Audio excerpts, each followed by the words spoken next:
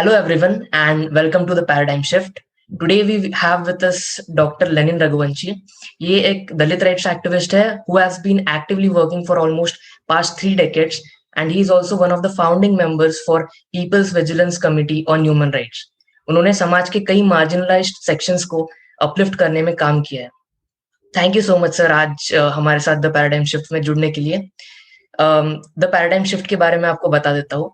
The paradigm shift एक show है जहां हम हाई इम्पैक्ट इंडिविजुअल्स जैसे कि आप खुद उनके साथ इंटरेक्ट करके देश में हो रहे कई सोशियो पॉलिटिकल इश्यूज पर एक डायलॉग शुरू करना चाहते हैं among the youth of the country. So sir before we start मैं कुछ गाइडलाइंस डिस्कस कर लूँ आपके साथ. हम मेजरली हिंदी और इंग्लिश में बात करेंगे. ये जो इंटरेक्शन है वो ज्यादा फॉर्मल नहीं रखेंगे, एंड अगर आपको लगे तो आप किसी भी पॉइंट पे मुझसे क्वेश्चन पूछ सकते हो. And sir before we start मैं आपको क्या बुला सकता हूँ? नहीं, लेनिन लेनिन बुलाइए, ज्यादा अच्छा है. So Lenin, my first question is like constitution adopt करने के 70+ इयर्स के बाद भी और अनटचेबिलिटी बैन होने के बाद भी कास्टिज्म और जाति के आधार पर भेदभाव अभी भी देश में है. सर इसके लिए कौन से फैक्टर्स रिस्पॉन्सिबल है एज इन योर ओपिनियन? अब जब बाबा साहब संविधान देश को दे रहे थे तभी उन्होंने कहा कि सबसे बहुत खूबसूरत बात कही कि सवाल है कि बहुत खूबसूरत संविधान, पर इसको लागू करने वाले कौन? और लागू करने वाले जो है जिस समाज से आते हैं वो 3000 साल की जाट व्यवस्था से आते हैं. जो जाट व्यवस्था पुरुष से स्टार्ट होकर कुछ लोगों को तथाकथित श्रेष्ठ बनाने की बात, और कुछ लोगों को जो है जो मेहनत कश थे, जो उत्पादन करते थे, उनको जो है नीचे ले जाने का और उनका सब कुछ छीन लेने का, ये जो पूरी डकैती का सिस्टम था, वो डकैती का सिस्टम जो है वो बिना खत्म हुए वहीं से तो लोग आएंगे, वहीं से कॉन्फिडेंस आएगा, वहीं से चीजें आएंगी. इंप्लीमेंट कौन करेगा? इसीलिए आप देखिए कि बहुत सी ताकतें जो चाहती है मनुस्मृति लागू हो, जो चाहती है पुरुष सूक्त लागू हो, जो चाहती है कि वो जात व्यवस्था लागू हो, हमारे गुलाम कैसे खड़े हो गए, जिनको जबरदस्ती गुलाम बनाया गया यहाँ के लोगों को, जो है वो लोग जो है अब आप कह रहे हैं कि 70 साल में बहुत बहुत बुरा हुआ, और वो लोग जो है कह रहे हैं, जो अपनी किताबों में लिखते हैं कि ये संविधान जो है विदेशी है. कैसा विदेशी संविधान है? लोकायत था वेद में, तुम्हारे समण संस्कृति थी इसी देश में, वसुधैव कुटुंबकम की तुमने बात, तुम विदेशी हिटलर और मुसोलिनी को लाए हो, तुम हिटलर और मुसोलिनी को लाए हो. हम तो इसी देश के, इस देश में जो है बहुत सी ऐसी चीजें हैं जो श्रमण संस्कृति और शूद्रों ने जो है पहले जो वो पूरे इंसान से उनको नीचे लाया गया, उन्होंने बहुत कुछ दिया है जो है. तो सवाल है कि ये चीज समझने की जरूरत है कि जब तक वो मानसिकता खत्म नहीं होगी जो मनुस्मृति और पुरुष सूक्त ने बनाई है, और जब तक जो है ब्राह्मण और ऊंची जात में हमारे क्षत्रिय लोग जो तथाकथित अपने को ऊंची जात बोलते हैं, वो ये नहीं मानेंगे कि जात व्यवस्था खराब है और ऊंचा और नीचा होना खराब है. और इससे जब वो मुक्त होंगे और इंसान होंगे, उनको बड़ा आनंद आएगा, उनको भी बहुत आनंद आएगा. थोड़ा सा कष्ट होगा औरतों के मामले में, परंतु जो है मुझे लगता है कि जात के मामले में उनको उतना कष्ट नहीं अब होने वाला है. जिस तरह की स्थितियां आ चुकी हैं, परिस्थितियां आ चुकी हैं, तो अगर वो होंगे तब ये संविधान लागू होगा, और तब वो कह सकते हैं कि ये जो तथाकथित वो उत्कृष्ट भारत बनाना चाहते हैं, तब वो उत्कृष्ट भारत बनेगा. जात विहीन हुए बिना और जो है जात व्यवस्था खत्म हुए बिना, पितृसत्ता को बिना तोड़े बिना आप इस देश को, इस मुल्क को कभी भी ना उत्कृष्ट बना सकते हैं, ना नेशन स्टेट बना सकते. और बाबा साहब ने इसको शुरुआती दौर में ही कहा.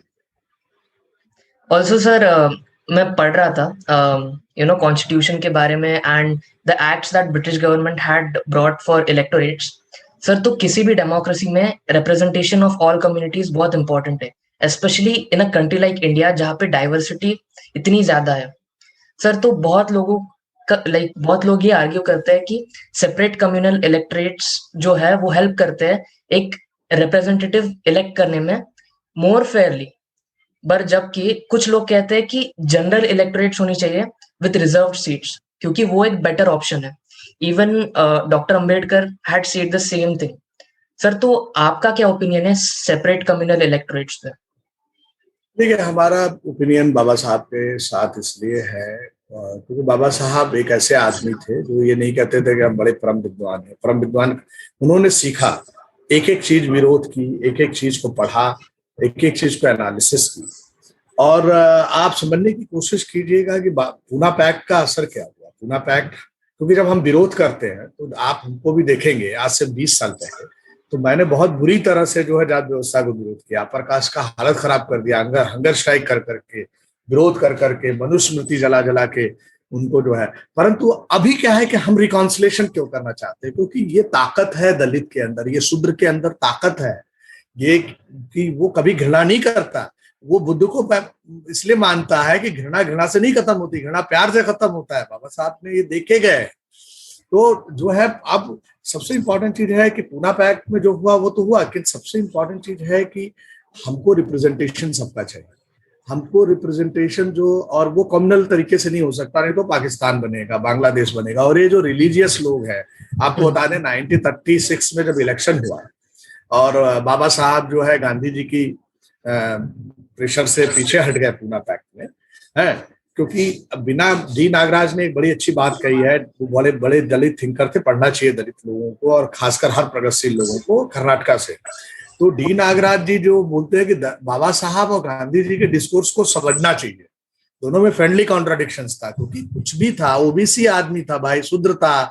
तिलक उसकी पार्टी में बैठ करके कहता था कि तेली और चमोली जो है, मतलब जो है सब विधानसभा और लोकसभा में क्यों जाएंगे।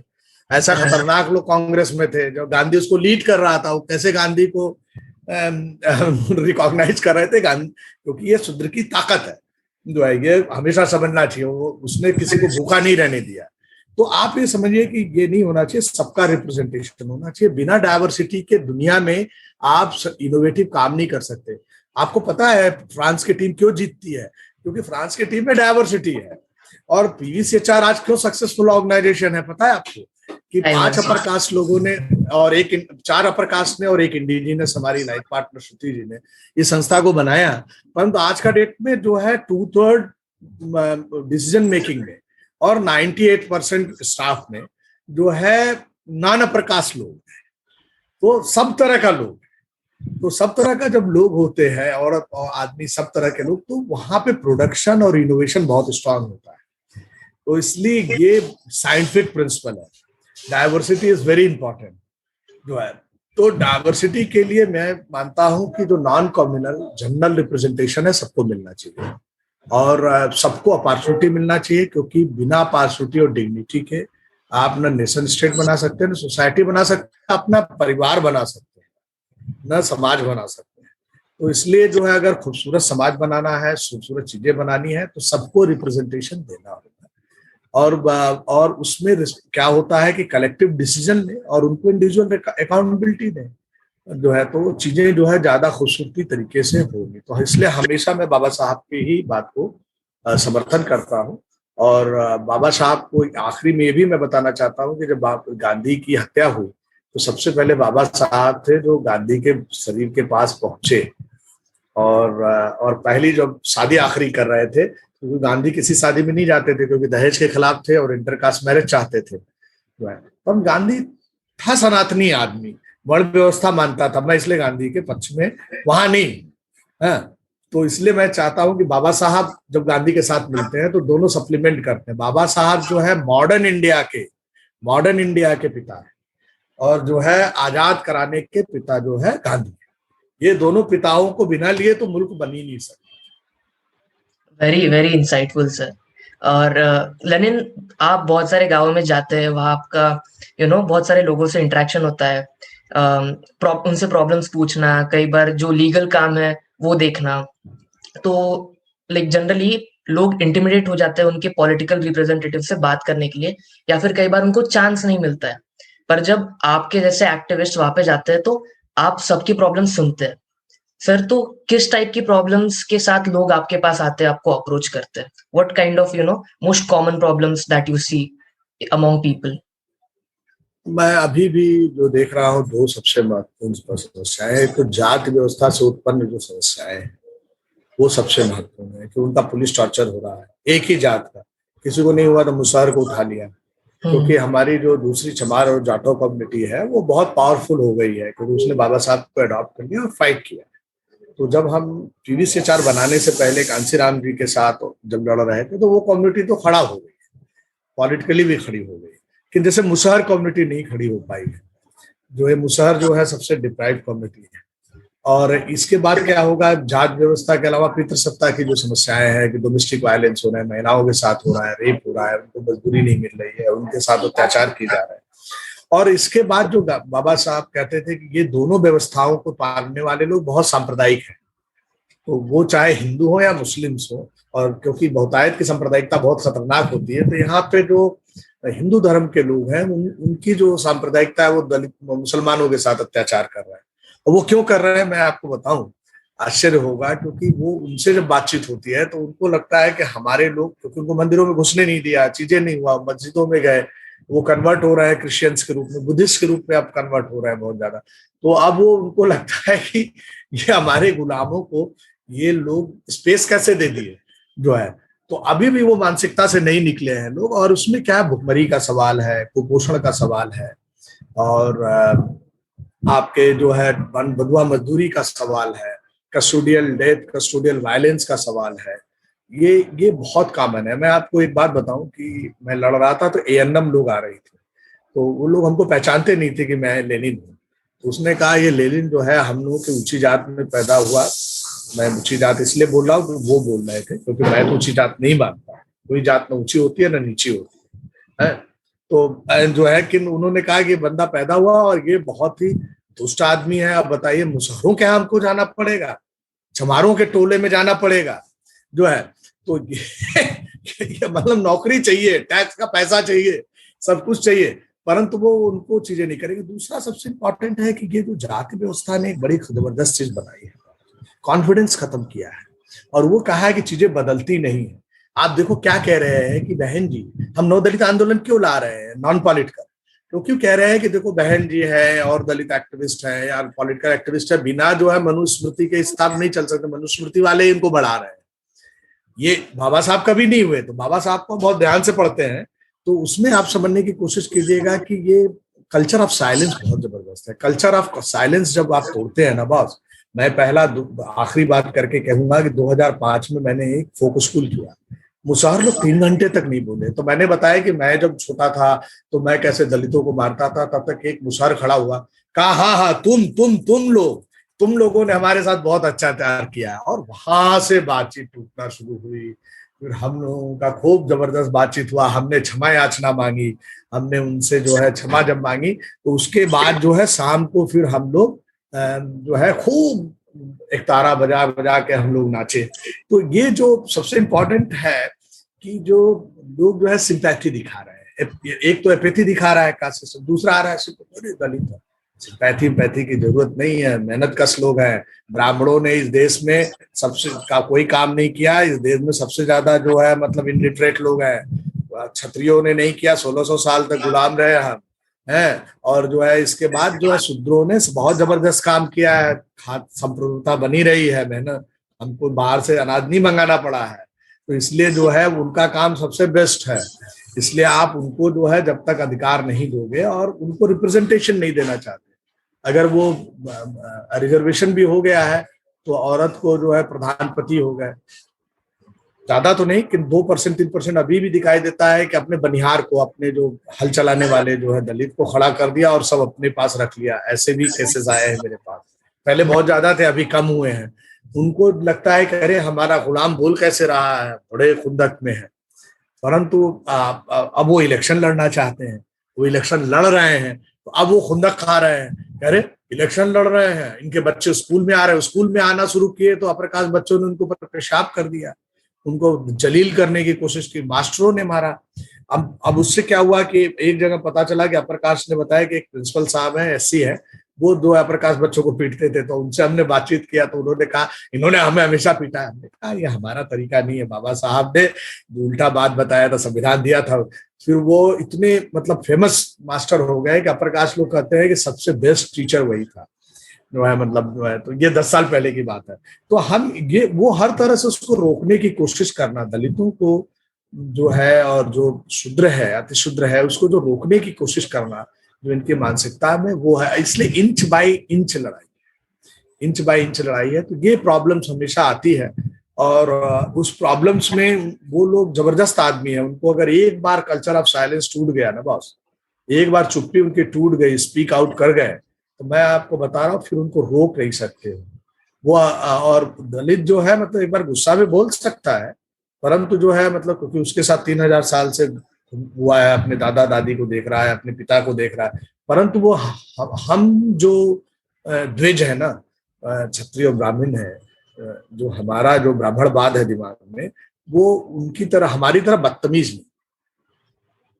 ऑल्सो सर, इतना सब मतलब लोगों की बातें सुनना है, उसके ऊपर सॉल्यूशंस निकालना, लाइक आई सेड, लीगैलिटीज पर वर्क करना, तो आपका शेड्यूल बहुत ज्यादा हेक्टिक हो जाता होगा। मतलब रात को लेट सोना and all, but I have observe कि आप प्रोबेबली सुबह बहुत जल्दी उठ जाते हैं, राइट? एंड सर, तो आपका schedule like is it very very hectic, या फिर like you try to manage it off and उसे ऑर्गेनाइज करना चाहते हैं या कर पाते हैं किसी वे में? देखिए, हमको लगता है कि हम लोग इनकलकेटिंग लोग हैं, सबाल्टन्स लोग।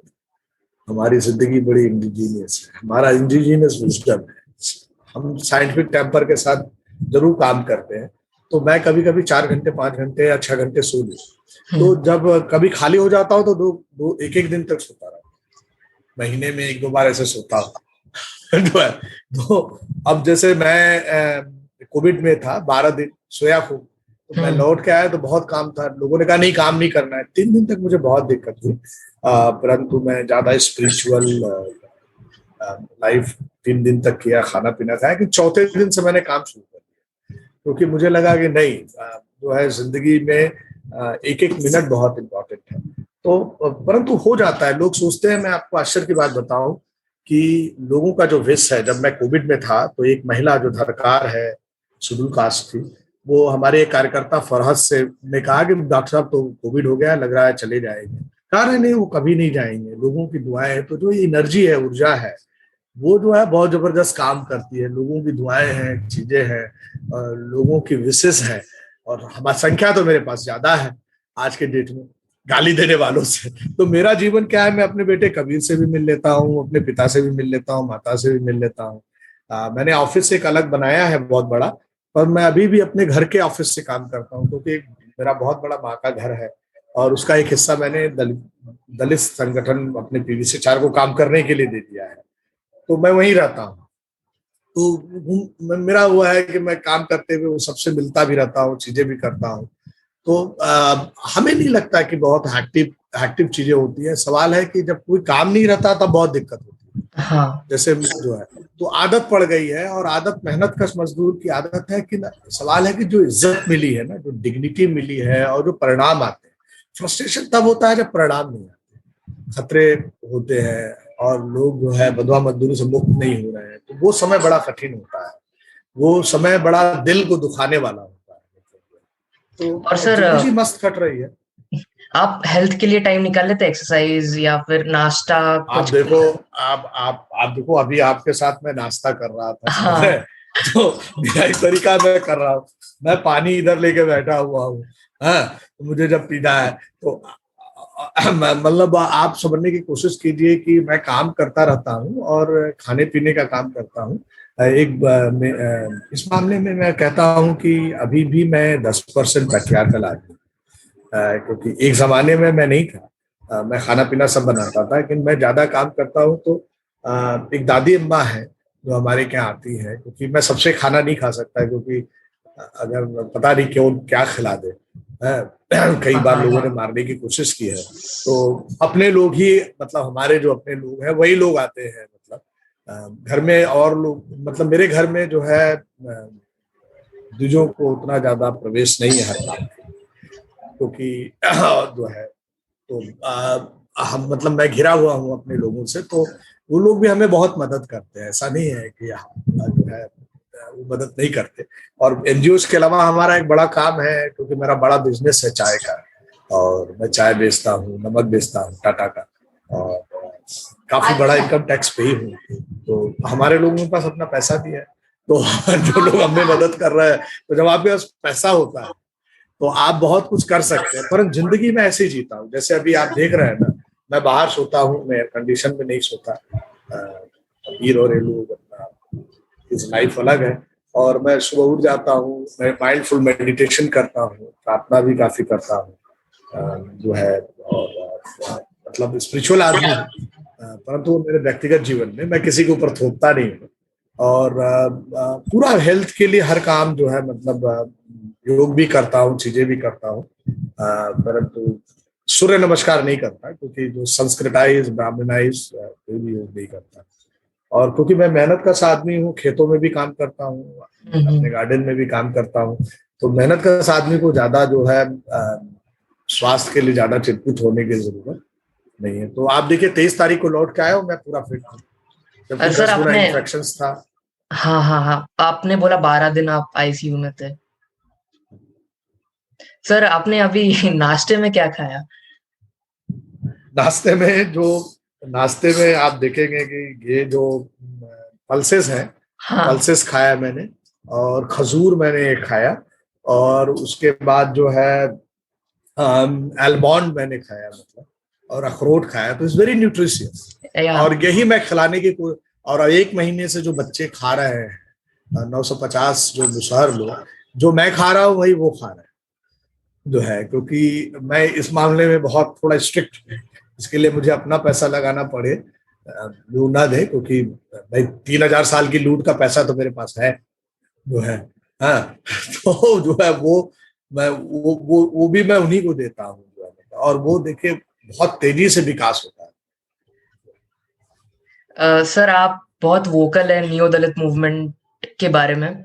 सर तो अगर किसी एवरेज इंडियन सिटीजन को आपको नियो दलित मूवमेंट के बारे में समझाना है, एक ब्रीफ इंट्रोडक्शन देना है, नॉट मोर देन 4 या 5 सेंटेंसेस, तो आप कैसे एक्सप्लेन करेंगे?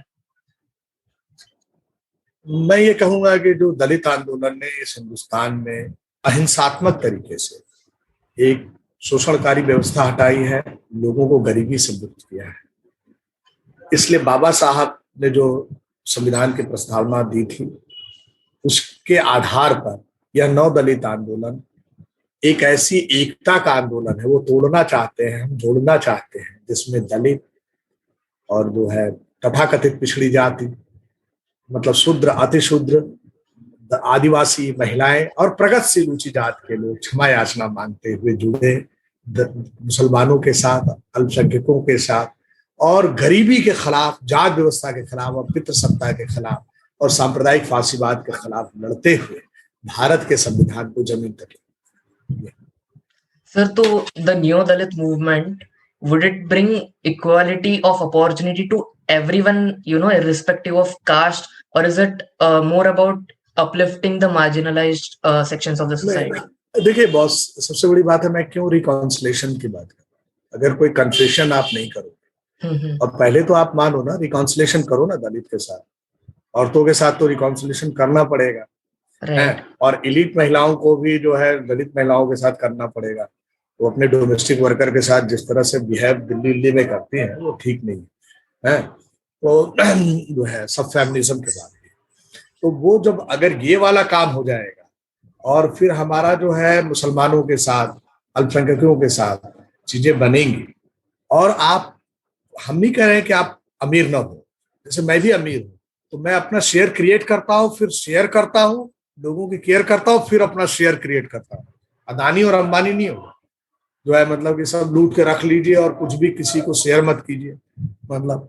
तो आप जब अगर ये काम जब करते हैं, मतलब, तो उसमें क्या होता है कि आपको ये ध्यान देना होगा कि अफर्मेटिव एक्शंस को लेना, जो है, जैसे हमारे संस्थान में समझिए कि अगर मुसहर लोगों को जब वो काम करने आते हैं, दलित काम करने आते हैं, तो उनका प्रोबेशन पीरियड जाता है, उनका ट्रेनिंग का एफर्ट्स जाता है। लेकिन अगर दलित में जो है अमीर दलित लड़का आ रहा है जिसके पिताजी आईएएस है, तो उसको नॉर्मल की ही तरह मिलता है, पर हम लोग ध्यान रखते हैं उसके साथ कोई डिस्क्रिमिनेशन ना हो जाए, समझ रहे हैं? हाँ। अब कोई दून कॉलेज से पढ़ के आया और कोई प्राइमरी स्कूल से पढ़ के आया, दोनों को जो है खड़ा करना है, तो हमको ट्रेनिंग तो जो है प्राइमरी स्कूल वाले को ज्यादा देनी पड़ेगी। ट्रू। हाँ, तो ये इसलिए अफर्मेटिव एक्शंस तो इक्वलिटीज में देखिए हम उनको काट नहीं रहे, हम ये दूसरे को अपॉर्चुनिटी दे करके बढ़ा रहे हैं। सर तो आप नहीं मतलब तो इन क्या होगा, शॉर्ट कॉन्फ्लिक्ट हो। आप इक्विटी क्रिएट कर रहे हैं सबको एक स्तर पे हाँ, लाने की। इक्विटी क्रिएट कर रहे हैं।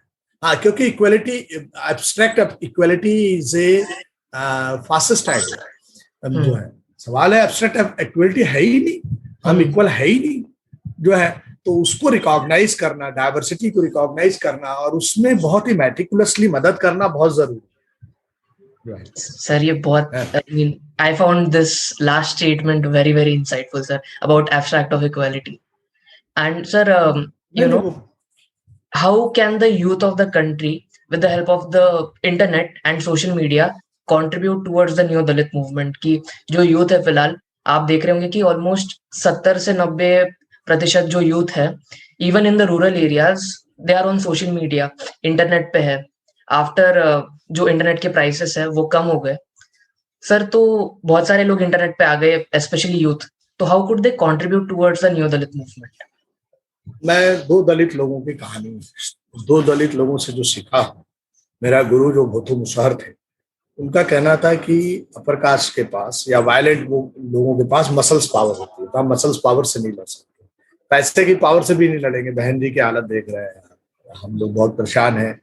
मैं उनकी बहुत इज्जत करता हूँ, चाह रहा हूँ कि वो इस देश के प्रधानमंत्री बने, परंतु कांसीराम जी होते तो शायद ये भी होता, परंतु उपराष्ट्रपति या राष्ट्रपति तो बनेंगे ही। परंतु सबसे बड़ी चीज है नेटवर्क। नेटवर्क आप क्रिएट कैसे करोगे, लोगों के साथ खड़े कैसे हो। और दूसरी तीसरी बात, रोहित जो था, जो कि हमारे यहाँ काम करता था, अभी सरकारी नौकरी में है, उसकी प्रोफाइल छपी बहुत बड़ी मैगजीन में, नॉर्वे की। तो नॉर्वे की मैगजीन में जब छपी तो उसने कहा कि क्यों इंटरनेट यूज इस्तेमाल करते हो, तो कहा कि इंटरनेट इसलिए इस्तेमाल करते हैं कंप्यूटर के, इसमें हमको किसी को छूना नहीं पड़ता ना। ये जो हमको द्विज लोग अनटचेबल मानते हैं, तो छूना नहीं पड़ता और मैं कहीं भी पहुंच सकता हूँ। तो दुनिया जो है अनलिमिटेड जो हो जाती है, मजबूत कुटुंबम हो जाती है। पूरी दुनिया में सच्चाई बताए, लोगों के साथ खड़े हो, साथ साथ वेरीफाई करो तथ्य को, क्योंकि कुछ लोग जो है ट्रुथ को तोड़ के काम कर रहे हैं। हम लोग तर्क वाले हैं, क्योंकि जो दिखाई दे रहा है वो सच नहीं है। दिखाई देता है सूर्य पृथ्वी के चारों तरफ चल रहा है, पर सच्चाई है कि पृथ्वी सूर्य के चारों तरफ चल रही है। इसलिए तर्कवान बनो, सोचो और इंटरनेट का जबरदस्त इस्तेमाल करके अपने लोगों को सपोर्ट करो। सर तो आप कह रहे हैं कि use the internet and social media to be free thinkers, right?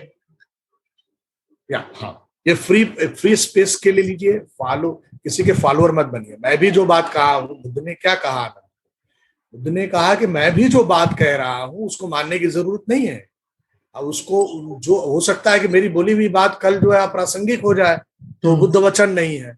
हम लोगों को साफ साफ एकदम स्पष्ट तरीके से देखना है कि हम तर्कवान हो, फ्री सोचे, किसी को फॉलो न करें और डिस्कशंस करें जो है, मतलब, और चीजें, पॉजिटिव चीजें फैलाएं, मतलब पॉजिटिव चीजें ज्यादा से ज्यादा लोगों को लेके आए। क्योंकि आप देखें, जब जो लोग इसको इलेक्शन के लिए इस्तेमाल किए थे, मनुस्मृति वाले लोग, अब वो लोग इंटरनेट से और मीडिया से बहुत डर गए हैं, क्योंकि आप जैसे लोग हो गए हैं, हमारे जैसे लोग और मजबूत हो गए हैं। तो आप जैसे लोग अगर खड़े हो जाएंगे तो चीजें जो है खड़ी होंगी। और ये एक दोस्ती का रिश्ता भी है कि जो हम किसी भी जात में पैदा हुए हैं, अगर आप खूबसूरत दुनिया बनाना चाहते हैं और आप सच में जो है मतलब एक बेहतर देश बनाना चाहते हैं, तो यहाँ एक तरीका है कि आप एक दूसरे के साथ जुड़ सकते हैं। जैसे मैं उदाहरण के रूप में बता रहा हूँ, जैसे कोई दलित है, उनकी माता जी का देहांत हो गया, मैंने उनको सादर नमन लिखा है, सादर नमन माँ, उनकी माँ मेरी माँ है। तो एक दलित के दिमाग में क्या जाता है कि अरे यार, हमने तो बचपन से सब कुछ अनटचेबिलिटी देखी है, ये ऊंची जात में पैदा है, ये बंदा जो है हमारी माँ को भी अपनी माँ मानता है।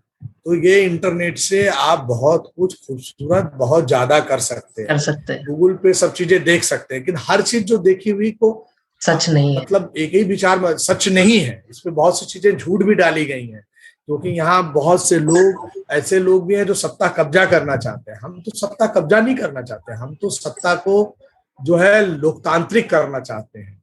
हम चाहते हैं कि हमारी भी भागीदारी हो और वो हम लेके रहेंगे। मतलब ऐसा नहीं है कि मुशहर जो है, मुझसे किसी ने पूछा कि आप क्या देते हैं, मैंने कहा मेरी संस्था में लोग मेरे बेटे से पूछे, कबीर से, कि तुम क्या करोगे? उसने कहा मैं स्नूकर प्लेयर हूँ, मैं छोटी सी दुकान चलाऊंगा। कहा नहीं एनजीओ में नहीं आओगे? कहा नहीं नहीं, वो सब काम मैं नहीं करूंगा, मैं उसको पैसा दे दूंगा। तो लोगों ने पूछा आप क्या देखते हो? तो मैं कहता हूँ कोई अगर दलित लड़की, ट्राइबल लड़की मेरी जगह जो है इसको लीड करे। अभी सबाना जो है प्रोग्राम डायरेक्टर है और लोग काम कर रहे हैं, मंगला से लेकर के और सब दलित लोग, श्रुति जी देख रही है, परंतु वो करे तब ये संस्था लगेगी कि मैंने कुछ बनाया है। तो इंडिकेटर्स तय करना और इंटरनेट पे हर चीज वॉच करते रहना, हर चीज पढ़ना और उसको एम्पलीफाई करने का वॉइस बनाना, क्योंकि एम्पलीफाई कर आप कर सकते हैं। और अगर आप एम्पलीफाई करते हैं, डिस्कशन, डिबेट करना, सीखना भी, जैसे खान एकेडमी है, हम दलित बच्चों को, ट्राइबल बच्चों को, और जो प्रगतिशील प्रकाश है, खान एकेडमी में आप बहुत अच्छी पढ़ाई कर सकते हैं, हिंदी में भी है, अंग्रेजी में भी है, चीजें कर सकते हैं। तो आप सीख सकते हैं, अपना ब्लॉग लिख सकते हैं। आप ज्यादा से ज्यादा आपको ब्लॉग लिखना चाहिए, ब्लॉगिंग करना चाहिए, जिससे कि आने वाला इतिहास में चीजें कैसे बदल रही हैं उसको हम मैप आउट कर सकते हैं। सर ये आपने बहुत बदले है कि इनोवेटिव बात कही कि खान एकेडमी पर बच्चों को सिखाते हैं या उन्हें एनकरेज करते हैं ब्लॉग्स लिखने के लिए। I remember I had read somewhere कि अगर खान एकेडमी बंद हो जाए तो पूरे वर्ल्ड का जो क्यूमुलेटिव जीपीए है वो आधे से कम हो जाएगा, क्योंकि फ्री रिसोर्स है and you know billions of people use it every single day, millions of people use it every single day. And I mean ऐसे रिसोर्सेज का यूज, जैसे आपने एक इनोवेटिव वे बताया, आई थिंक इंटरनेट ने, जैसे आपने बोला, एम्पावर किया है for everyone despite their caste, culture या any kind of their background to be somebody. तो और डाइवर्सिटी को बढ़ाया है, डाइवर्सिटी को बढ़ाया है, प्लूरिज्म को बढ़ाया है। मतलब फासिस्ट लोग भी अपनी बात रख लेते हैं तो, और उसका यूज किया है, तो वो भी अपनी बात रख रहे हैं, हम भी अपनी रख रहे हैं, लेकिन हमारा रिप्रेजेंटेशन भी और होना चाहिए। और सर जो फिलहाल एजुकेशनल इंफ्रास्ट्रक्चर है उसके अंदर हम कैसे, जो हमारे फर्स्ट स्टैंडर्ड के बच्चे हैं या इवन 7th स्टैंडर्ड के बच्चे हैं, जो टीनेज ईयर, जो उनके फॉर्मेटिव ईयर्स होते हैं, जहाँ से वो उनका ऑलमोस्ट पूरे लाइफ के प्रिंसिपल्स लेके जाते हैं प्राइमरी स्कूल या फिर उनके सेकेंडरी स्कूल में, सर तो वो एजुकेशन इंफ्रास्ट्रक्चर में क्या चेंजेस ला सकते हैं that could help the movement grow? ये दो चीजें, एक तो क्या है कि सरकार को पूर्ण रूपेण से कम 8 तक की पढ़ाई को एक जैसा कर देना चाहिए हिंदुस्तान, और अपनी लोकल लैंग्वेज में करना चाहिए, मतलब मदर टंग्स, मातृभाषा का होना जरूरी है। तो अब सबसे इम्पोर्टेंट चीज क्या है कि आप अगर देखेंगे तो सरस्वती शिशु मंदिर ये सब बंद होना चाहिए, समझ रहे हैं? ये सब जो है जो गंद फैलाने वाली चीजें नहीं, और वहाँ संविधान के हिसाब से पढ़ाई होनी चाहिए, कैरिकुलम जो है मतलब बनना चाहिए। अगर आप रानी लक्ष्मीबाई को बता रहे हो तो झलकारी बाई को भी बताओ, इंफ्रास्ट्रक्चर में तो कैरिकुलम में बदलाव। दूसरा सवाल है कि स्मार्टफोन अगर नहीं है, अगर हम सबको दे सकते हैं तो कम से कम जो है जो सबसे मार्जिनलाइज तबके हैं उनके यहाँ कम्युनिटी सेंटर बना करके और इस तरह का इंटरनेट का एक लगा करके, और वहाँ एक बच्चे यूथ्स को हम फैसिलिटेटर्स बना के जो है बच्चों को पढ़ा सकते हैं। मतलब क्योंकि आजकल से कोविड आया है, अब कोविड में कुछ लोग आगे बढ़ रहे हैं जिनके पास पैसा है, जिनके पास नहीं है। तो अब ये सरकार को चाहिए कि मोदी जी तो आरएसएस में काम किए हैं और उसी रहे हैं, मतलब जो है जिस तो नहीं रहे हैं तो कुछ तो भोगे ही होंगे, तो कुछ अगर उनके पास होगा दिमाग में तो उनसे मैं उनसे भी अपील कर रहा हूँ, जबकि उनसे मैं लड़ता रहता हूँ जो है, तो उनको भी चाहिए कि ये जो दलित लोग हैं, अतिशूद्र का इलाका है, मजदूरों का इलाका है, वहां पे उनको इंटरनेट की सुविधा जो है बड़ा से कर दे जो है, और कुछ इंटरनेट फ्री में दे दे। जैसे आप कम्युनिटी लैट्रिन्स बना रहे थे, शौचालय बना रहे थे, वैसे ही कम्युनिटी हॉल बना के वहां पे अगर कर दे तो वो बहुत तेजी से चीजें बढ़ेंगी, और उनके तबके में रहेंगे वो आके बाद में भी सीखेंगे जो है, मतलब बच्चों को। और आईटी इनेबल्ड एजुकेशन को बढ़ाना चाहिए जो है, मतलब शुरुआती दौर से मुझे लगता है आईटी इनेबल्ड एजुकेशन इसलिए बढ़ना चाहिए कि आईटी बाद में जाके सीखे। हम कंप्यूटर एजुकेशन की बात नहीं कर रहे हैं, हम कर रहे हैं इंफॉर्मेशन टेक्नोलॉजी एनेबल्ड, हाँ, तो गूगल खोज सके, चीजें खोज सके। मैं उसका फायदा आपको मदरसे में बता रहा हूँ कि जब मदरसे में आईटी एनेबल्ड एजुकेशन हमने टाटा ट्रस्ट के साथ चलाया, तो जो डंडा से मार के पढ़ाते थे मुदरिस लोग, मतलब जो हाँ। मतलब मौलाना मौलवी साहब ने, अब उनको भी पढ़ना पड़ रहा था कंप्यूटर पे। तो बच्चे और वो दोनों बराबरी पे आ गए। तो जब बराबरी पे आते हैं तो बड़ा आनंद आता है, समझ रहे हैं। तो अब जैसे आप जो, तो इसलिए क्या है कि हमको वो इंफ्रास्ट्रक्चर बढ़ाना चाहिए एजुकेशन के ऊपर। जो तबके पिछड़ गए हैं वहां अफर्मेटिव खर्चा करना चाहिए। यहाँ तो क्या हो रहा है कि SC/ST प्लान जो बना था, उस SC/ST प्लान को ही खत्म करने की कोशिश हो रही है। उसको और मजबूत करना चाहिए। उसमें एजुकेशन और हेल्थ के ऊपर बहुत ज्यादा जो है पैसा लगाने की जरूरत है। और आप देखिएगा, मैं कह रहा हूँ इस देश के पॉलिसी मेकर्स को कि अगर आप सुदूरों और अतिसुदूरों पे एजुकेशन और हेल्थ पे खर्चा करेंगे, 10 साल जितना खर्चा करेंगे, वो जबरदस्त आपको रिटर्न बैक इस देश के नेशन बिल्डिंग्स में देंगे। जो है बाबा साहब का इसलिए नहीं लगी है वहां स्टेचू अमेरिका के अंदर अपनी यूनिवर्सिटी कोलंबिया के सामने कि वो जो है भारत का संविधान बनाए थे, इसलिए कि उन्होंने सबसे उत्कृष्ट PhD लिखी थी। जब उनकी पत्नी को लगा था कि मुंबई यूनिवर्सिटी में पढ़ा रहे हैं तो पैसा कमा करके अब जिंदगी अच्छी चलेगी, कहा कि हम समुदाय के लिए काम कर रहे हैं। दूसरा है कि जो लोग अफर्मेटिव एक्शन में फायदा पाए वो कम्युनिटी के नाम पे पाए। प्रकाश सुधरेगा, द्विज सुधरेगा, नहीं सुधरेगा, लेनिन जैसे लोग पैदा होंगे नहीं पैदा होंगे, वो छोड़िए, वो तो लड़ाई है हमारी पॉलिटिकल, उनको सुधरना ही पड़ेगा। हाँ, अगर उस डेमोक्रेसी में उनको रिप्रेजेंटेशन लेना है। परंतु सबसे इंपॉर्टेंट चीज है कि जो लोग अफर्मेटिव एक्शन पा रहे हैं उनको 1-2 बच्चे और बच्चियों को पढ़ाना चाहिए, खासकर बच्चियों को स्कॉलरशिप देना चाहिए। 3-4 हजार रुपए का खर्चा है। मैंने देखा है, मैं कुछ स्कॉलरशिप देता हूँ 150 बच्चियों को, जो है तो 3,000, 4,000, 5,000, 6,000 से ज्यादा खर्चा नहीं साल भर। तो अगर 10,000 रुपया साल भर का खर्चा है तो कोई बहुत नहीं है, महीने का 1,000 रुपए है। मतलब एक आध बच्ची आप पढ़ा सकते हैं आप अपने घर से बाहर निकल के, और वो रिश्ता भी कायम रहेगा। हाँ, क्योंकि समुदाय के नाम पे अफर्मेटिव एक्शन मिला है। तो उनसे भी अपील है कि वो इंफ्रास्ट्रक्चर में खर्चा करे जो है, और CSR का पैसा इधर उधर नहीं खर्चा होना चाहिए। एजुकेशन और हेल्थ में 10 साल खर्चा होना चाहिए, सीधा से एकदम 100% होना चाहिए। 10 साल आप खर्चा करके दिखाओ। बाबा साहब नेहरू जी उस समय बना रहे थे, तो नेहरू जी को लोग गाली देते हैं। नेहरू जी ने तो इन्हीं लोगों को मजबूत किया जिनको मजबूत किया। इसलिए मैं एक जगह लिखा था कि जो कास्ट बेस्ड फ्यूडल और पेट्रियार्कल सिस्टम है, जिससे फायदा लेता है उसी का बाजा बजा देता है। बहन जी को समझ में आ रहा होगा है। इसीलिए क्या है कि उनको रिफॉर्म कर, बिना रिफॉर्म हुए अपने साथ आने नहीं देना। मेरे संगठन में जब जब भी आए हैं ना, उन्होंने केवल गंद फैलाया है। तो रिसोर्सेस जो है दलित के ऊपर, ट्राइबल के ऊपर और शूद्र और औरतों पे खर्च करने की जरूरत है। औरतें सब, और कैरिकुलम एक होना चाहिए 8 तक, ये सब बंद होना चाहिए। सरस्वती शिशु मंदिर और फलाना ठिकाना बंद होना चाहिए। ये सब ये इसकी जरूरत नहीं है। सब लोग सरकार के स्कूल में पढ़े, जो है एक कैरिकुलम हो। उस कैरिकुलम में जो है अगर रानी लक्ष्मीबाई है तो झलकारी बाई भी पढ़ाओ, कबीर साहब को भी पढ़ाओ, रैदास जी को भी पढ़ाओ जो है, और सही कहानियां पढ़ाओ जो है। उसके ऊपर भी जो है डिस्कशन होना चाहिए जो है। ये नहीं कि उन्होंने एक बुद्ध के बारे में बताते हो घर इसलिए छोड़ के चले गए, तो फर्जी कहानी। तो फर्जी कहानियां मत बताइए, सही कहानियां बताइए और उसके ऊपर पूरा डिस्कशन कीजिए ना। शास्त्रार्थ, देखिए सनातनी लोगों से मैं कह रहा हूँ, शास्त्रार्थ और वसुधैव कुटुंबकम आपका था। वसुधैव कुटुंबकम में लिखा है महोपनिषद में, ये मेरे लोग हैं, ये तेरे लोग हैं। छोटे चित्त के लोग सोचते हैं।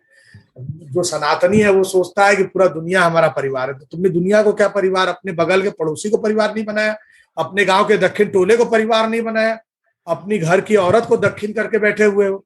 तो ये सब चीजें शुरू होना चाहिए किंडरगार्टन से। किंडरगार्टन से ही जो है संविधान को खेल खेल में लाने की जरूरत है, इक्विटी को खेल खेल में लाने की जरूरत है हर तरह का। तब जो है अगर वो 10 साल बाद तब जो भारत बनेगा वो जो है उत्कृष्ट तो उनकी तरफ से होगा कि हमारी तरफ से प्रबुद्ध भी। सर एक क्वेश्चन जो आप इंडिया के यूथ से पूछना चाहेंगे, बस एक क्वेश्चन कि जिससे उन्हें वो सोचने पे मजबूर हो जाए या like they open their minds to new things. हम केवल ये पूछना चाहते हैं कि भाई इस देश में केवल जो है बंधुआ मजदूरी, बाल मजदूरी, कुपोषण का शिकार या फोर्स्ड प्रोस्टिट्यूशन में क्यों जो है द्विज के लोग नहीं हैं, कुछ ही जातियों के लोग हैं। अगर इस सवाल को अगर हम हल नहीं कर पाए तो एक हम अच्छा देश, अच्छा समाज नहीं बना सकते। सर, सो ये मेरे क्वेश्चंस थे basically, and thank you so much sir, आप हमारे साथ जुड़े आज। आपको एंड सर, लाइक जैसे आपने बोला, a lot of things I learned about today about equity and about discrimination not only on the basis of caste but also on the basis of gender. और वो जो प्रॉब्लम है वो हमें address करनी चाहिए, उससे दूर नहीं भागना चाहिए. So I think that is the most important message that all the viewers would take away from this. So thank you sir आज हमारे साथ जुड़ने के लिए. एंड टू आवर व्यूअर्स, अगर या सर गो अहेड. नहीं, एक बहुत इम्पोर्टेंट चीज मैं बड़ा आज आनंद महसूस किया हूँ और मुझे विश्वास है कि भारत बदलेगा. आपने जो सवाल पूछे हैं वो बहुत ही खूबसूरत पूछे हैं, जिस तरह से डिस्कशंस किया है. अगर यूथ अगर ये करना शुरू कर दिए तो इसका मतलब है कि चीजें बदल रही हैं और बदल के रहेंगी और एक बेहतर दुनिया. Thank you so much sir. आपको भी बहुत बहुत धन्यवाद. So for all the viewers, अगर आपको कुछ नया सीखने मिला या फिर if the entire conversation opened your minds to new things, please address the social issues. If you learn something new, please share it with your friends who would understand the same. And like Lenin said, let's just make a better society and let's make a better world. So thank you so much sir. Thank you.